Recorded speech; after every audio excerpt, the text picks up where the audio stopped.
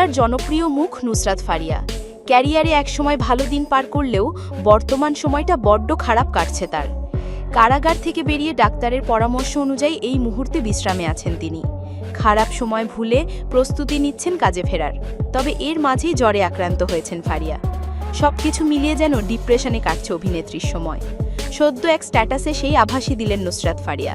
স্ট্যাটাসটিতে তিনি লিখেছেন, ডিপ্রেশন আর ট্রমা কল্পনার কিছু না, এগুলো বাস্তব, নিঃশব্দ, কিন্তু ভেতর থেকে ধ্বংস করে দেয়। অনেক সময় এগুলো শুরু হয় ছোটবেলায়, আর একটা মাত্র ঘটনা বদলে দিতে পারে গোটা জীবন। অনলাইন ট্রায়ালের কথা উল্লেখ করে অভিনেত্রী আরও লেখেন, আজকের দিনে যখন একটা ভুল, একটা মুহূর্ত পুরো সমাজের সামনে ছড়িয়ে পড়ে, যখন প্রতিটি মানুষ হয়ে ওঠে বিচারক, তখন একজনের পক্ষে নিজের জীবনটা আগের মতো করে বাঁচা আর সম্ভব হয় না। এই অনলাইন ট্রায়াল, এই নির্মমতা, এটা শুধু একজনকে নয়, তার পুরো পরিবারকে গভীর ট্রমার মধ্যে ফেলে দেয়। ভিউয়ের পেছনে ছুটতে ছুটতে যদি আমরা একটু থামতাম, একটু ভাবতাম। বেশ কিছুদিন ধরে অভিনয় থেকে দূরে আছেন নুসরাত ফারিয়া।